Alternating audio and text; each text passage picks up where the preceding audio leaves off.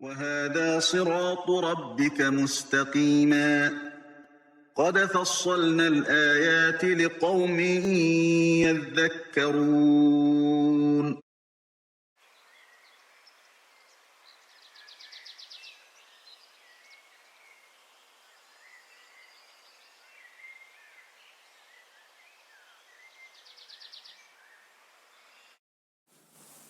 إن الحمد لله نحمده ونستعينه ونستغفره ونعوذ بالله من شرور أنفسنا ومن سيئات أعمالنا من يهده الله فلا مضل له ومن يضلل فلا هادي له وأشهد أن لا إله إلا الله وحده لا شريك له وأشهد أن محمدا عبده ورسوله.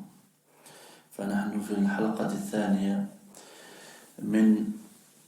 من شرح أصول السنة للإمام أحمد بن حنبل رحمه الله. قد ذكر في بداية رسالته سند الرسالة. Donc nous sommes au niveau du deuxième cours de l'explication des fondements de la sunna de l'imam Ahmed Ibn Hanbal rahimahullah. Et donc au début de la risala, de cet épître, il a été évoqué la chaîne de transmission. Donc il dit, donc on va se suffire du français car la chaîne de transmission est longue. Il dit, le cheikh, l'imam Abu al-Mudaffar Abd al-Malik ibn Ali ibn Muhammad al-Hamadani a dit, le cheikh Abu Abdillah Yahya ibn Abi al-Hassan ibn al-Banna nous a informé. Il dit, mon père Abu Ali al-Hassan ibn Ahmed ibn Abdillah ibn al-Banna nous a informé. Il dit, Abu al-Hussein Ali ibn Muhammad ibn Abdillah ibn Bishra al-Mu'addal nous a informé. Il dit, je suis Uthman ibn Ahmed ibn Sammak. Et il dit, Abu Muhammad al-Hassan ibn Abdul Wahhab ibn Abi al-Ambari a informé, et il le récita sur lui à partir de son livre durant le mois de Rabi' al-Awwal de l'année 293. Il dit donc, Abu Ja'far Muhammad ibn Sulaiman al-Munqari al-Basri nous a informé alors qu'il était à Tinnis, qui est une ville en Égypte. Il dit, Abdous ibn Malik al-Attar nous a informé. Il dit, j'ai entendu Aba Abdillah, c'est-à-dire l'imam Ahmed, Aba Abdillah Ahmed ibn Muhammad ibn Hanbal radiyallahu anhu dire.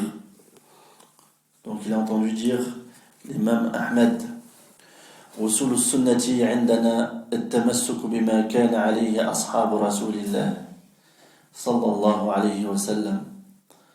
Donc l'imam Ahmed a dit, les fondements de la sunna pour nous, chez nous, sont le fait de s'accrocher à ce sur quoi étaient les compagnons du messager d'Allah sallallahu alayhi wa sallam.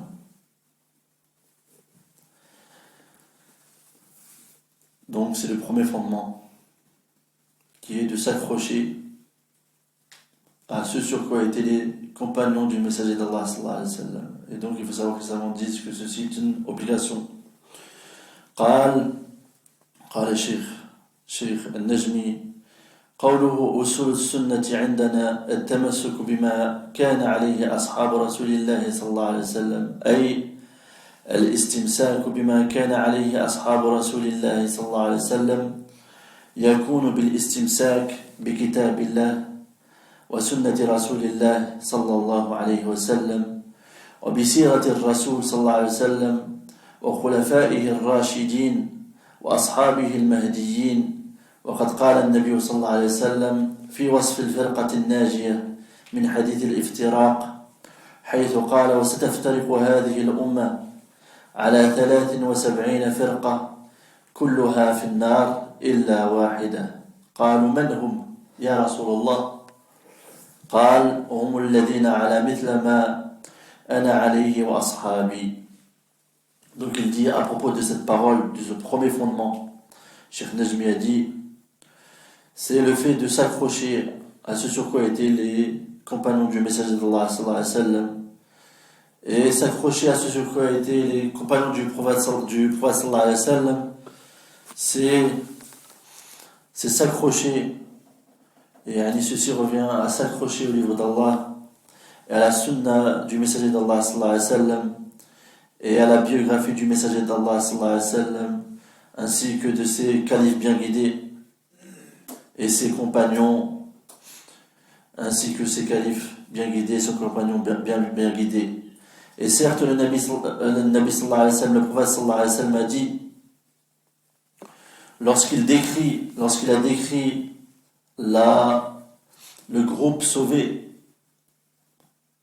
dans le hadith de la division, il dit sallallahu alayhi wa sallam, et cette umma, cette communauté se divisera en 73 groupes, tous au feu, sauf une. Et ils dirent, les sahaba, radiyallahu anhum, qui sont-ils, ô messager d'Allah? Et il dit, ce sont ceux qui sont ce sur quoi je suis moi et mes compagnons. Et dans une version, aujourd'hui. Et donc le hadith a été rendu bon par Al-Albani, rahimahullah.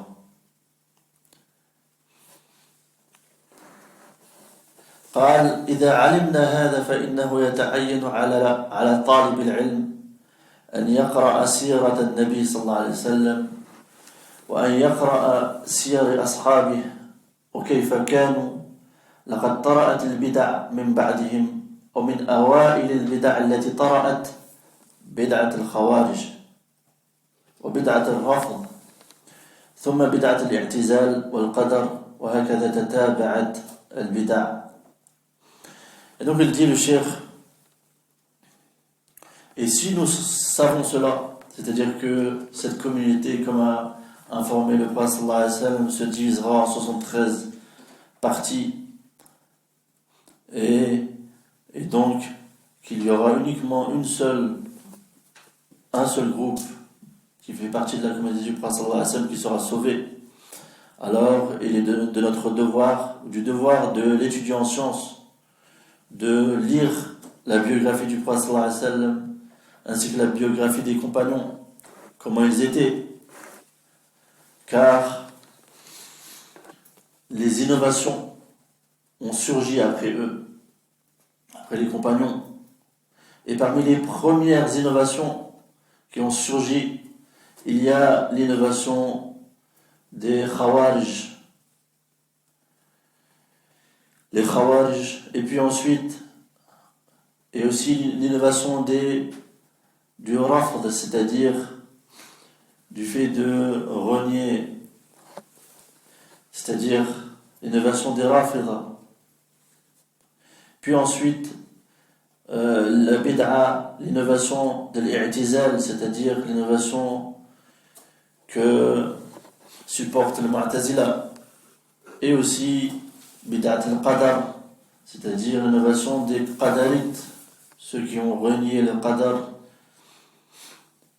et ainsi de suite, les innovations ont surgi dans la communauté du prophète sallallahu alayhi wa sallam. Et Al-Khawarij, donc il faut savoir que le prophète sallallahu alayhi wa sallam a évoqué qu'il sortirait dans cette communauté, qu'il sortirait de... le hadith est connu, lorsque Dhul Khuwaysira a demandé au prophète sallallahu alayhi wa sallam d'être juste dans la séparation, la répartition du butin. Le prophète sallallahu alayhi wa sallam a informé qu'il sortira de ses nombres, de sa descendance, des gens qui prient et qui ont une manière de prier dont vous mépriserez la manière, et votre manière de prier par rapport à la leur. C'est-à-dire que le prophète s'est adressé aux Sahaba radiallahu anhum, et qu'ils mépriseraient leur jeûne. Que les Sahaba mépriseraient leur jeûne par rapport à le leur, tellement ils jeûnent, ainsi que leur prière, tellement ils prient. Mais le prophète sallallahu alayhi wa sallam dit Yamruquna min ad-din kama yamruqu as-sahm min ar-ramiyya. Il dit, ils sortent de la religion comme ressort la flèche de la cible, de sa cible, ou de la cible.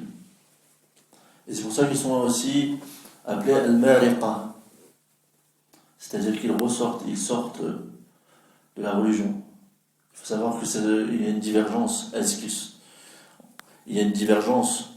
Est-ce qu'ils sont musulmans ou non? Certains savants ont statué qu'ils n'étaient pas musulmans, car le prophète sallallahu alayhi wa sallam dit yakhrujuna min ad-din aw kama qala wa la ya'uduna ilayhi, et ils ne retourneront pas vers celle-ci, vers la religion. Ils sortent de la religion et ne retournent pas vers celle-ci. Et certains autres ont dit qu'ils étaient tout le temps musulmans, mais ils font partie des sectes déviantes qui sont sous la menace du feu, comme dans le hadith de la divergence. Et donc ils sont appelés aussi al-mariqa ou aussi al-haruriya, car lorsqu'ils sont sortis contre Ali, ils se sont arrêtés, ils ont fait leur camp dans un endroit qui s'appelle Harura. Et aussi ils sont appelés al-nawasib. Et ça sous-entend, c'est le pluriel de nasib, c'est-à-dire ce sont ceux ils ont exagéré dans leur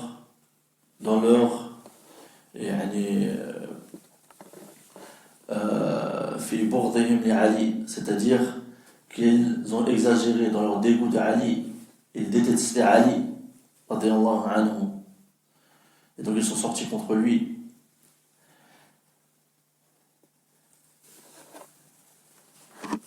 Et aussi il y a eu, après les Sahaba radiyallahu anhum, il y a eu l'innovation de al-rafd, c'est-à-dire bima'na al-tark, c'est-à-dire le délaissement. Ce sont ceux qui ont délaissé les deux imams, Abu Bakr wa Omar, wa yatabarra'una minhuma wa yasubbuna ashab al-Nabi sallallahu alayhi wa sallam wa yantaqidunahum. Et aussi ils se désavouaient, ils se désavouent de Abu Bakr et Omar. Et aussi ils insultent les compagnons du prophète sallallahu alayhi wa sallam et les critiquent. Ce sont les Rafida. Et aussi il y a l'innovation de l'I'tizal, de Al-Mu'tazila, Ashab Wasil ibn Ata al-Ghazal. لما اعتزل مجلس الحسن البصري يقرر أن مرتكب الكبيرة ليس بمؤمن ولا كافر، ويثبت المنزلة بين المنزلتين، فطرده فاعتزله جماعة سموا المعتزلة. Et aussi le Mu'tazila, bid'at al-i'tizal.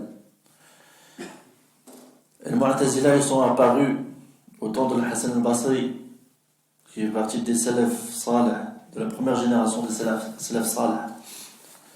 Et donc, leur instigateur, c'est Wasil, ou leur fondateur, c'est Wasil ibn Ata al-Ghazal. Il s'est isolé de l'assemblée de Hassan al-Basri à son époque, et il affirmait que celui qui commet les grands péchés n'est ni musulman, ni croyant, ni mécréant. Et donc il affirmait qu'il était entre deux rangs, c'est-à-dire entre la mécréance et entre l'iman, entre la foi et la mécréance. Et l'imam al-Hassan al-Basri l'a expulsé. Et donc, ils se sont séparés de lui, de Hassan al-Basri. Et un groupe s'est séparé de Hassan al-Basri et ils ont été nommés al-Mu'tazila. Et donc ces gens-là, Ils disent que le croyant qui commet des grands péchés est entre la foi et la mécréance. Et dans l'au-delà, pour eux, il est éternellement voué en enfer. Ceci est contraire à la aqida des gens de la sunna. Ils disent que Murtakib al-Kabir, ça c'est une croyance que tout musulman doit avoir. Ça fait partie de la croyance. C'est de croire que celui qui commet les grands péchés, si il n'a pas eu sa peine ici-bas, dans l'au-delà, il est sous la volonté d'Allah subhanahu wa ta'ala. S'il ne s'est pas repenti, s'il s'est repenti, Allah subhanahu wa ta'ala, il lui pardonne. S'il ne s'est pas repenti avant la mort, il est sous la volonté d'Allah subhanahu wa ta'ala. C'est-à-dire, soit Allah subhanahu wa ta'ala lui pardonne pour ses grands péchés, soit il le châtie en fonction de ses grands péchés, et sa dernière destination sera le paradis. Car il est croyant. Celui qui commet les grands péchés, il n'est pas mécréant, il ne sort pas de l'islam.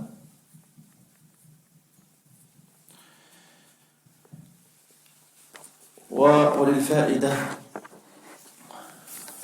قد قال النبي صلى الله عليه وسلم والحديث رواه مسلم في صحيحه النجوم أمنة للسماء فإذا ذهبت النجوم أتى السماء ما توعد وأنا أمنة لأصحابي فإذا ذهبت أتى أصحابي ما يوعدون يعني من الحروب والفتن وقال وأصحابي أمنة لأمتي فإذا ذهب أصحابي أتى أمتي ما يوعدون يعني ظهور البدع واختلاف القلوب كما فسره النووي رحمه الله. Et donc, le prophète sallallahu alayhi wa sallam, pour étayer cela, le prophète sallallahu alayhi wa sallam a dit, et le hadith a été rapporté par Muslim, les étoiles sont une sécurité pour le ciel. Et lorsque les étoiles disparaîtront, alors le ciel, et il viendra, et il se produira au ciel ce qui le menaçait. C'est-à-dire que Qamat al-Qiyam, c'est-à-dire que la résurrection est arrivée, le jour de la résurrection.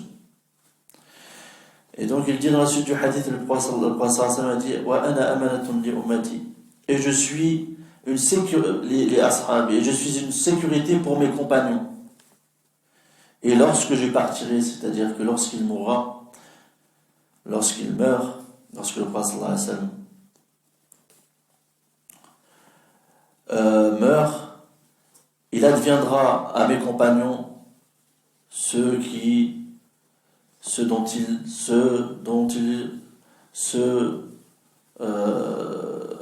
les menaçait, c'est-à-dire l'apparition des troubles, des fitans et des guerres entre certains parmi eux.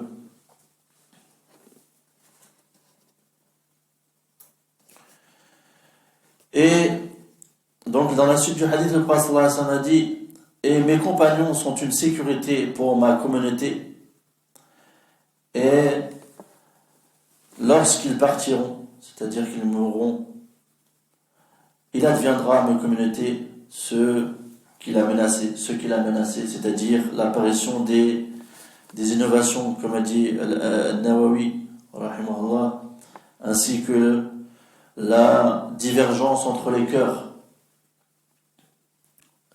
Et donc cette parole du prophète sallallahu alayhi wa sallam qui a été rapportée dans l'authentique de Muslim, elle est mutaba lima waqa'a, c'est-à-dire qu'elle s'est produite comme le prophète sallallahu alayhi wa sallam en a informé, c'est-à-dire qu'après les compagnons,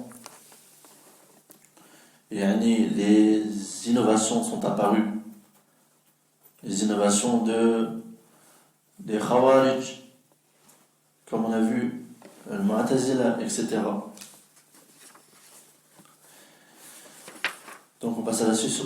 وَلَقَدْ كَانَ أَصْحَابُ رَسُولِ اللَّهِ صلى الله عليه وسلم يقفون من هذه البدع وأصحابها موقف المنكر وموقف المغير. فقد ثبت في صحيح مسلم أن عبد الله بن عمر رضي الله عنهما لما أخبر ببدعة القدرية قال لمن بلغه إذا لقيت أولئك فأخبرهم أني بريء منهم وأنهم براء مني. ثم أنشأ يحدثهم بحديث أبيه في مجيء جبريل عليه السلام إلى النبي صلى الله عليه وسلم.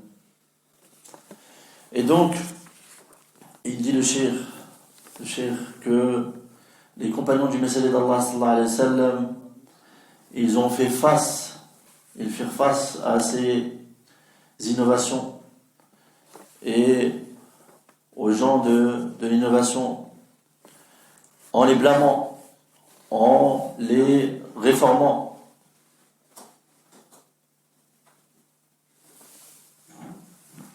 Et c'est pour ça que Ibn Abbas a même dit que lorsque l'innovation vient de l'Orient, de l'Occident et qu'elle atteint Ibn Abbas, il la repousse avec la sunna, comme a dit Ibn Abbas anhuma. Et c'est le cas aussi des Sahaba dans leur ensemble, ainsi que Abdullah ibn Umar qui, lorsqu'il fut informé de la bid'a des Qadariyya, de l'innovation des Qadarites, ceux qui disent la Qadar ou l'Amr Unuf, c'est-à-dire pour eux il n'y avait pas de prédestiné. Il dit Abdullah ibn Umar à celui qui a transmis ceci, à celui qui a transmis cette information, il dit: si tu les rencontres, dis-leur, informe-les que je me désavoue d'eux et qu'ils sont désavoués de moi. Et puis il a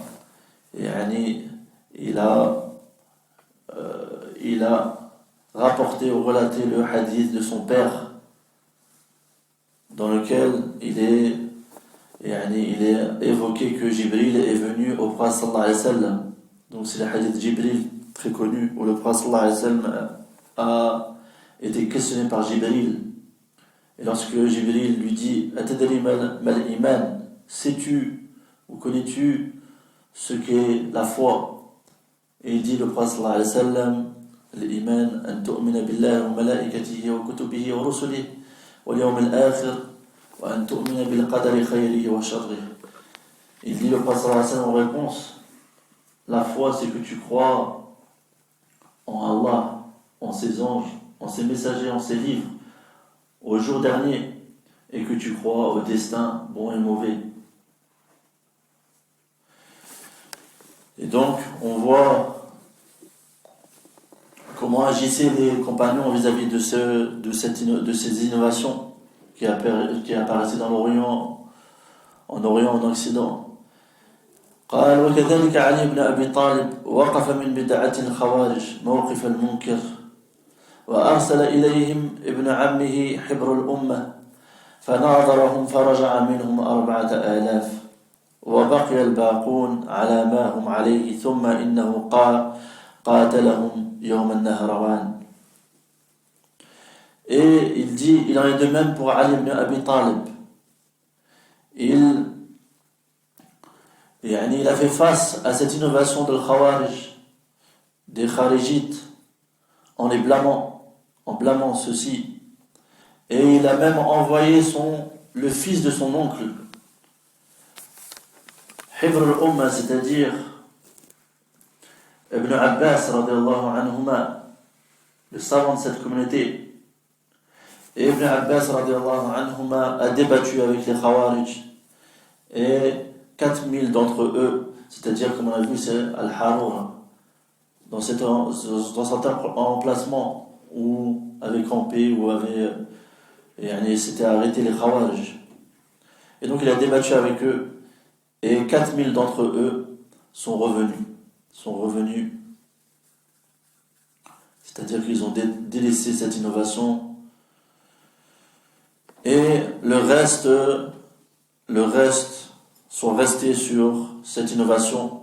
Et Ali radhiyallahu anhu les a combattus le jour de Nahrawan. وهكذا نرى أصحاب رسول الله صلى الله عليه وسلم قد وقفوا من البدع التي ظهرت في حياتهم موقف المنكر لها والمعادي لتلك البدع، ومما يتعين به بغضهم لأصحاب البدع حديث أبي أمامة في سنن ابن ماجه في باب الخوارج، حيث رأى يعني أبو أمامة رأى رؤوس رجال من الخوارج قد صلبت، فأخبر أنهم كلاب النار وشر الخلق والخليقة. Et donc, il dit, le cheikh, et nous voyons que les compagnons du messager d'Allah sallallahu alayhi wa sallam ont fait face à ces innovations qui sont apparues durant leur vie, en les blâmant et en prenant comme ennemis ceux qui s'adonnaient à celle-ci. Et parmi ceux-là, il y a ce qui a été rapporté de Abu Umama dans Sunan ibn Majah, dans le chapitre des Kharijites, des Khawarij. Lorsqu'il vit des têtes parmi les hommes, des hommes parmi les têtes des Khawarij qui ont été crucifiés. Il a informé, comme a informé le Prophète sallallahu alayhi wa sallam, que ces gens-là, comme a dit le Prophète sallallahu alayhi wa sallam, hum kilabu an-nar, ou kilabu ahl an-nar, ce sont les chiens de l'enfer, tous ces kharijites, et qu'ils sont les pires de la création, comme a dit le Prophète sallallahu alayhi wa sallam. Et donc le hadith qui a été rapporté par Ibn Majah, c'est le suivant: عن أبي أمامة رضي الله عنه أنه قال شر قتلى قتلوا تحت أديم السماء وخير قتيل من قتلوا كلاب أهل النار قد كان هؤلاء مسلمين فصاروا كفارا وقد حسنه الألباني رحمه الله. Donc il dit, Abu Umama a dit, ce sont les pires des personnes exécutées sous le ciel, et celui qu'ils exécutent, c'est-à-dire que les Khawarij exécutent, il fait partie des meilleurs exécutés, des meilleurs exécutés. Et il dit, ce sont les chiens des gens de l'enfer. Ils étaient musulmans et ils sont devenus mécréants. Et le hadith a été rendu bon par Al-Albani. Donc ceux-ci, ce sont les Khawarij, comme a dit le Prophète sallam, ils sortent de la religion comme sort la flèche de sa cible. Et donc les Khawarij, comme le Prophète sallallahu alayhi wa sallam a dit, cette secte, elle est sortie comme autant des Sahaba anhum, et elle sera présente jusqu'à l'arrivée du Dajjal, et ils seront parmi eux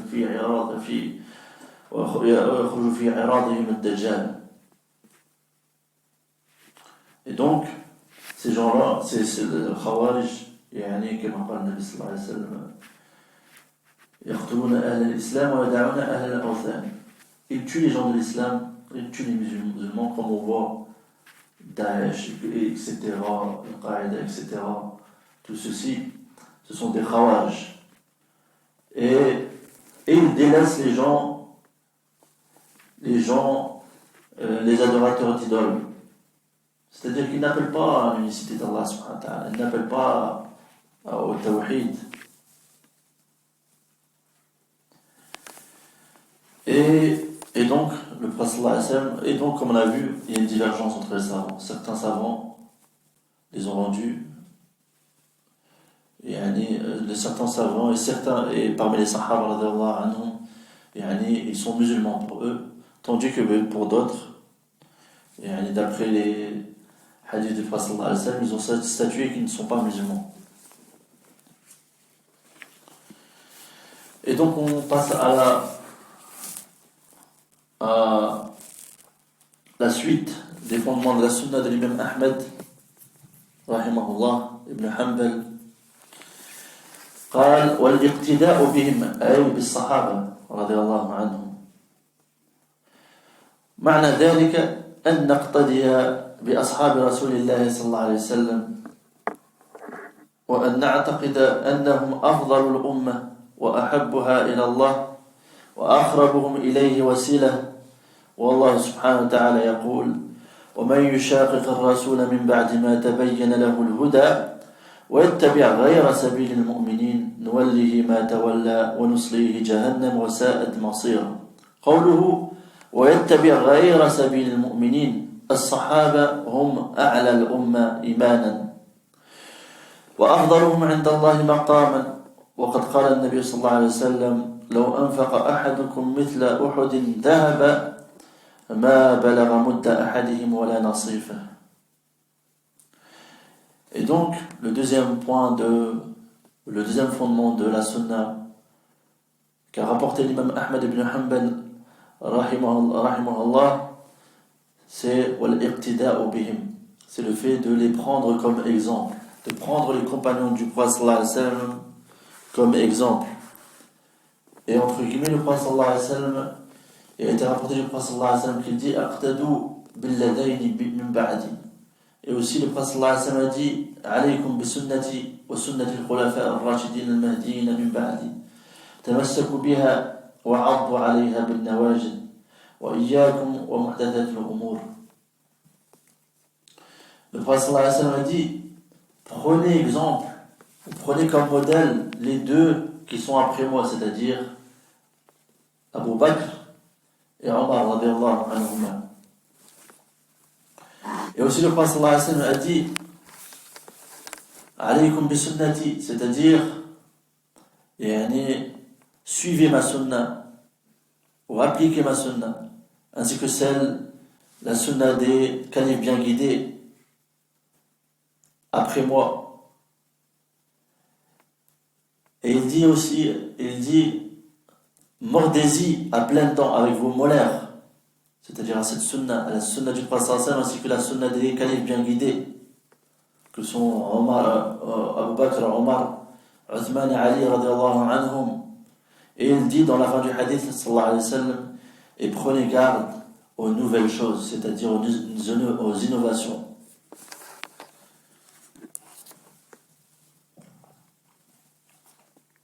Et donc le cheikh explique ce deuxième point des fondements de la sunna de l'imam Ahmed ibn Hanbal, que entre guillemets nous avons expliqué que si une personne venait à voyager jusqu'en Chine pour étudier cet épître de l'imam Ahmed, ceci serait une chose minime, ce serait peu, tellement cette aqida, ces fondements de la sunna sont importants. Et donc il dit, le sens de ceci, c'est que nous prenions comme modèle les compagnons du messager d'Allah sallallahu alayhi wa sallam, et que nous croyons qu'ils sont les meilleurs de la communauté. Et donc ceci fait partie de la croyance des gens de la sunna du groupe, c'est-à-dire qu'ils croient que nous croyons, les gens de la sunna du groupe, et ils croient que les compagnons sont les meilleurs de la communauté. Et ce sont aussi les meilleurs de la création après les prophètes et les messagers. Alayhim salatu wassalam. Et donc il dit, ce sont les meilleurs de cette communauté. nous devons croire que ce sont les meilleurs de cette communauté et que ce sont les plus aimés auprès d'Allah et les plus proches d'Allah subhanahu wa ta'ala. Allah subhanahu wa ta'ala dit: et quiconque fait scission d'avec le messager après que le droit chemin lui est apparu et suit un sentier autre que celui des croyants, il suit un sentier autre que celui des croyants, alors nous le laisserons comme il s'est détourné et le brûlerons dans l'enfer, et quelle mauvaise destination. Et donc il dit le cheikh à propos de cette parole d'Allah subhanahu wa ta'ala: et suit un sentier, et qui suit un sentier autre que celui des croyants. Il dit que il dit que les compagnons sont ceux qui ont la plus haute foi de cette communauté. Ce sont ceux qui avaient les plus hauts degrés de la foi de cette communauté, et ce sont les meilleurs, ceux qui ont le plus haut rang. Et ce sont donc eux qui sont visés par croyants. Ce sont eux les croyants qui sont visés dans ce verset, et qui suivent autre que le sentier des croyants, c'est-à-dire le sentier des sahaba, des compagnons. Donc Allah subhanahu wa ta'ala, comme disent les savants,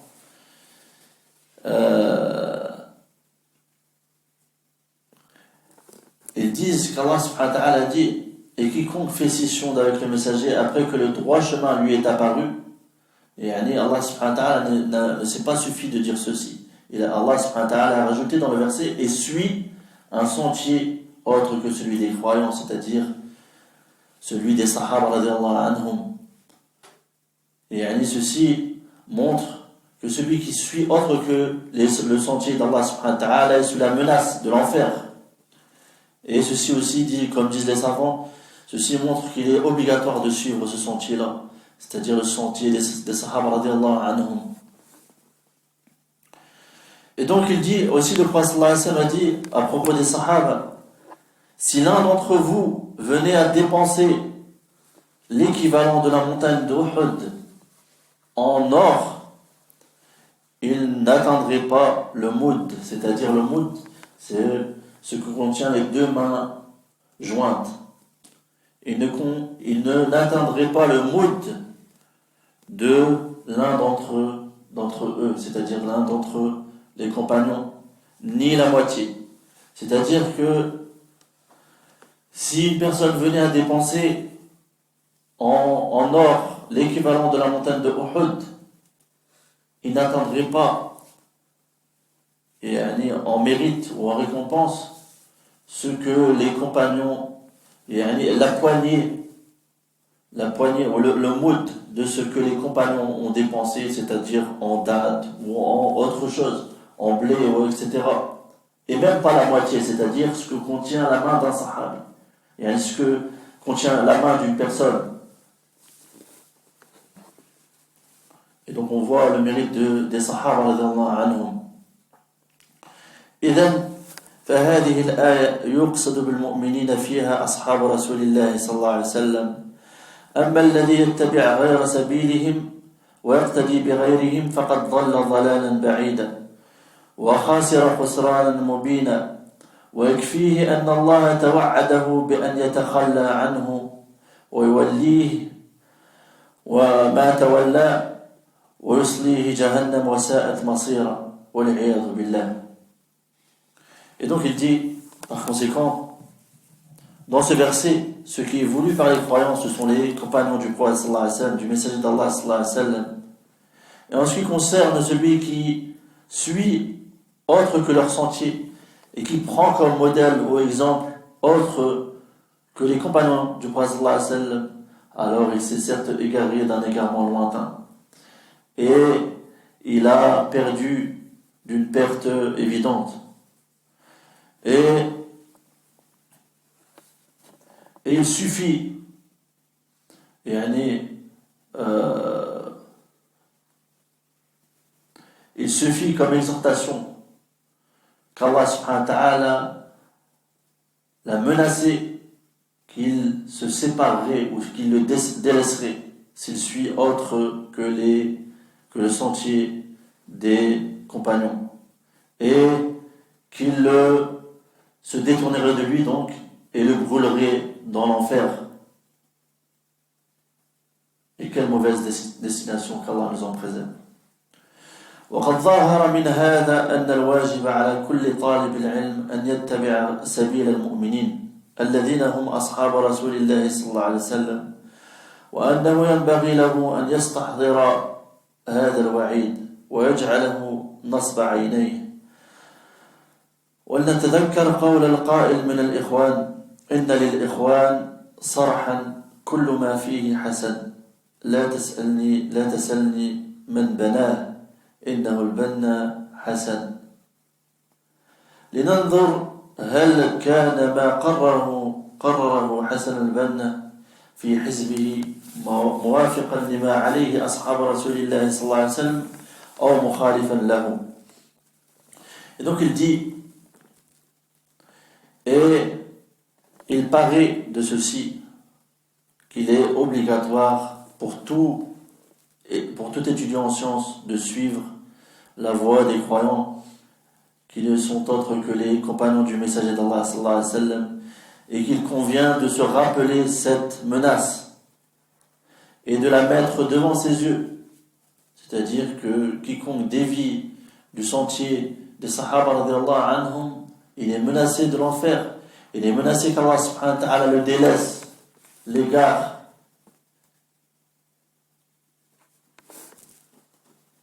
Et il dit donc, comme exemple, pour nous montrer, il nous donne un exemple de déviance à notre époque, ou une époque qui est proche, cette personne-là a encore des suiveurs. Et il nous dit de nous rappeler la parole de celui qui a dit parmi les Ikhwan. Les Ikhwan, c'est un groupe qui est apparu ces dernières années. C'est un groupe récent qui disent que les Ikhwan ont un palais. Ce sont quelques vers de poésie. Certes, les Ikhwan, c'est-à-dire les frères musulmans, ont un palais. Et tout ce qui est à l'intérieur est bon ou beau. Ne me demande pas qui l'a bâti. C'est certes Al-Banna, c'est-à-dire Hassan Al-Banna, qui est lui-même le fondateur de ce groupe des frères musulmans. Et il dit, regardons, est-ce que ce que Hassan Al-Banna a affirmé dans son groupe, est-ce qu'il est conforme à ce sur quoi étaient les compagnons du messager d'Allah sallallahu alayhi wa sallam, ou est-ce qu'il est contraire, ou est-ce qu'il s'oppose à ce sur quoi étaient le messager d'Allah sallallahu alayhi wa sallam, les compagnons du prophète sallallahu alayhi wa sallam. قال لنكرر النظر من القاعدة إلى القمة ما هو الذي قرره حسن البنا في دعوته ومنهجه. هل أنكر الشرك الأكبر الذي يعمل في بلده؟ الجواب لا. هل أنكر البدع ومن أعظمها بدعة الصوفية التي تقول بوحدة الوجود؟ هل أنكرها على أصحابها؟ الجواب أيضا لا. فقد أثنى على المرغني الصوفي السوداني الذي يقول بوحدة الوجود. وهكذا لننظر أيضا في هذا المنهج وما فيه من الشركيات والبدع وأمور يندى لها الجبين. Donc il dit, qu'on répète, qu'on regarde dans leur fondement, dans leur base, la base de ce groupe, de la tête aux pieds ou de la base au sommet. Qu'est-ce qu'a apporté Al-Hassan Al-Banna dans son prêche et dans sa méthodologie? Il dit, est-ce qu'il a blâmé le grand shirk, la grande association, qui est elle-même pratiquée dans son pays, c'est-à-dire en Égypte? Il dit le shirk, est-ce qu'il a blâmer le pire des péchés, qui est le shirk, le grand shirk, et pour lequel Allah subhanahu wa ta'ala dit, et le discours, Allah subhanahu wa ta'ala a tourné le discours vers le prophète sallallahu alayhi wa sallam et a dit لقد أوحي إليك يعني إلى محمد وإلى الذين من قبلك يعني من الأنبياء لئن أشركت ليحبطن عملك ولتكونن من الخاسرين. Il dit à Allah subhanahu wa ta'ala au prophète sallallahu alayhi wa sallam, nous t'avons certes révélé ainsi qu'à, c'est-à-dire ô toi Mohammed, ainsi qu'à ceux qui étaient avant toi, c'est-à-dire les prophètes, si tu associes, c'est-à-dire si tu commets l'association, si tu fais du shirk, toutes tes œuvres seraient vaines, annulées, c'est-à-dire annulées, et tu serais au nombre des perdants.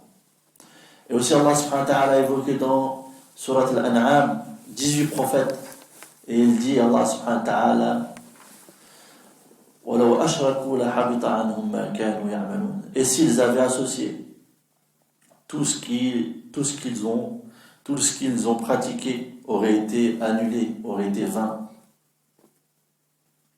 Car le shirk, le grand shirk, annule toutes les actions. Et donc, il dit, est-ce qu'il a réfuté, est-ce qu'il a blâmé le grand shirk qui est pratiqué dans son pays? Il faut savoir que l'Égypte, il y a même, chaque année, ils disent qu'il y a plus d'1 million ou 1 million de personnes qui tournent autour des tombes, autour de la tombe de Al-Badawi. Est-ce qu'il a blâmé ceci? Alors que ceci revient à adorer autre qu'Allah subhanahu wa ta'ala, ceci est du grand shirk. Il dit le shirk, non. Il n'a pas blâmé le grand shirk. Alors que c'est la première chose sur laquelle les prophètes se sont basés, ou ont appelé, ont prêché les gens. C'est la première chose qu'il a dit. Il dit قُولُوا لَا إِلَهَ إِلَّا اللَّهُ تُفْلِحُوا. Dites la ilaha illallah, vous allez réussir. Mais la ilaha illallah, c'est une parole lourde de sens. Et ceci revient, et donc le prophète sallallahu alayhi wa sallam, 10 ans, pendant 10 ans, et jusqu'à sa mort, mais pendant 10 ans, il a spécifié 10 ans de sa vie, dans le prêche au tawhid, à l'unicité d'Allah subhanahu wa ta'ala, et la mise en garde contre le shirk, l'association. Et il dit, est-ce qu'il a blâmé l'innovation, les innovations, et parmi les pires innovations, l'innovation des soufis, qui disent qui ont la croyance de wahdat al-wujud, c'est-à-dire l'unité de l'existence. C'est-à-dire qu'ils croient qu'Allah subhanahu wa ta'ala a mélangé à sa création. Il faut savoir que les savants disent que c'est la pire, c'est la croyance la plus mécrante, de dire qu'Allah subhanahu wa ta'ala est mélangé à sa création. Nous, dans notre croyance, les gens de la sunna et du groupe, on sait qu'Allah subhanahu wa ta'ala est fils sama, c'est-à-dire ala sama, c'est-à-dire qu'il est au-dessus de toute sa création. Et il n'est pas mélangé à sa création. Est-ce qu'il a réfuté cette croyance mécréante qui est pire, comme on a vu, qui est pire que la croyance des chrétiens qui disent qu'Allah subhanahu wa ta'ala c'est le troisième des trois. Eux ils ont dit qu'Allah c'est tout. Ils disent Allah fi kulli makan, Allah est partout. Est-ce qu'il a blâmé ceci? Non, il n'a pas blâmé. Il n'a pas. Et donc il dit aussi, a-t-il blâmé cette croyance à l'encontre de ceux qui y croyaient, alors que c'est une croyance qui fait sortir de l'islam? Il dit, la réponse est également non.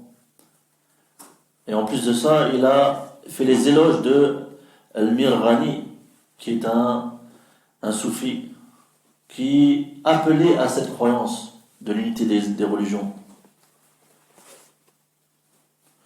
Et donc il dit, et ainsi de suite, regardons dans sa méthodologie qui renferme de l'association et des innovations et des choses qui rendent qui font qui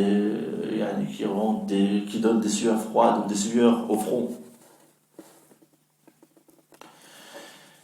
Et pourquoi? Car dans leur aqida, dans leur groupe, dans leur secte, leur règle, c'est de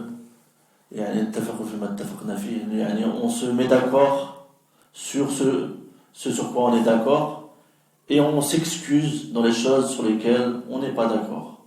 C'est-à-dire que même si la personne est d'accord avec eux dans un point et qu'elle insulte les sahaba radiyallahu anhum, elle insulte la religion, etc., etc., du moment qu'ils sont d'accord sur le fond de leur mouvement, de leur secte, et ils sont avec eux.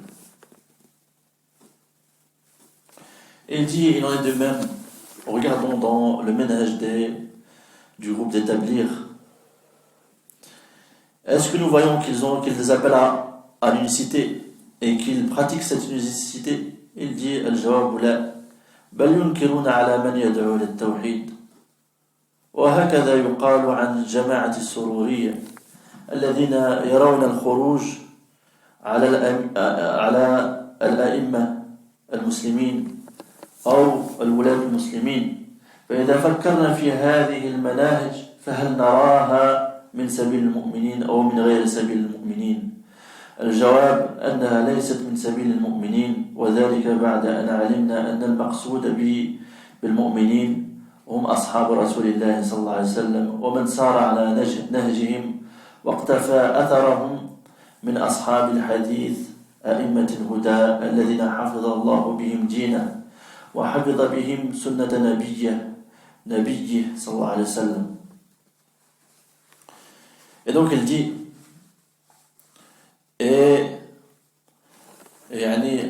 à la réponse, est-ce qu'ils appellent à l'unicité et pratiquent l'unicité? Et il dit non. Plutôt, il blâme les gens qui appellent au tawhid, à l'unicité.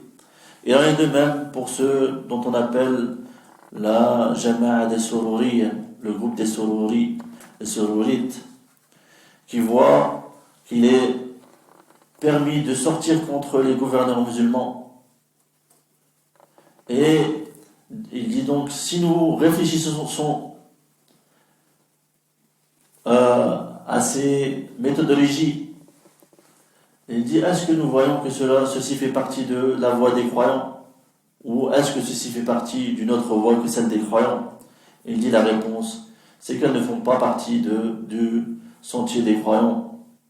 Et ceci, après que nous avons su que le but visé ou l'objectif ou le sens voulu par les croyants et les mu'minines, ce sont les compagnons du messager d'Allah ainsi que ceux qui ont cheminé sur leur voie et qui se sont limités à leurs traces parmi les gens du hadith, les imams de la guidée avec lesquels Allah subhanahu wa ta'ala a préservé sa religion et a préservé par leur intermédiaire la sunna du prophète sallallahu alayhi wa sallam.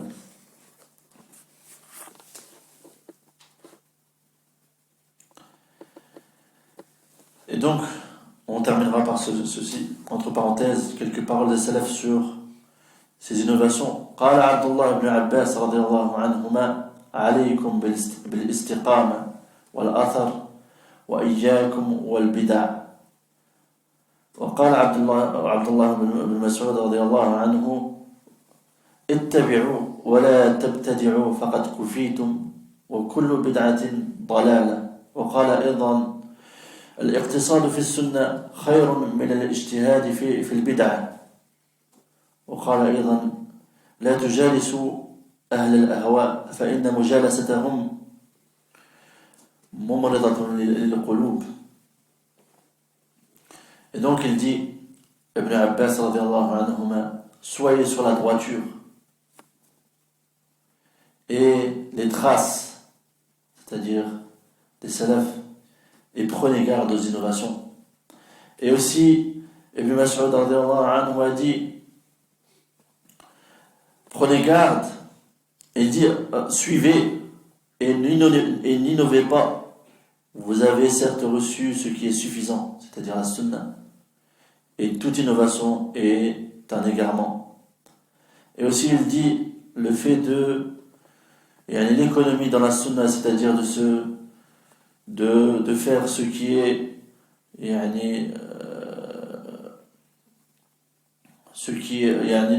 faire le moindre dans la sunna est mieux que de s'efforcer dans l'innovation. Et aussi Ibn Mas'ud radiyallahu anhu a dit, le prophète sallallahu alayhi wa sallam a dit, خط لنا رسول الله خطا مستقيما وقال هذا سبيل الله وخط عن يمينه وعن شماله خطوطا وقال هذه السبل وعلى كل سبيل منها شيطان يدعو إليه. Et aussi Ibn Mas'ud radiyallahu anhu a dit, le prophète sallallahu alayhi wa sallam nous a tracé un trait droit, c'est-à-dire sur le sol, et des traits, et il dit ceci est le sentier d'Allah, et il traça d'autres traits sur la droite et sur la gauche, et il dit ce sont les sentiers, et sur chaque sentier il y a un diable qui appelle à celui-ci.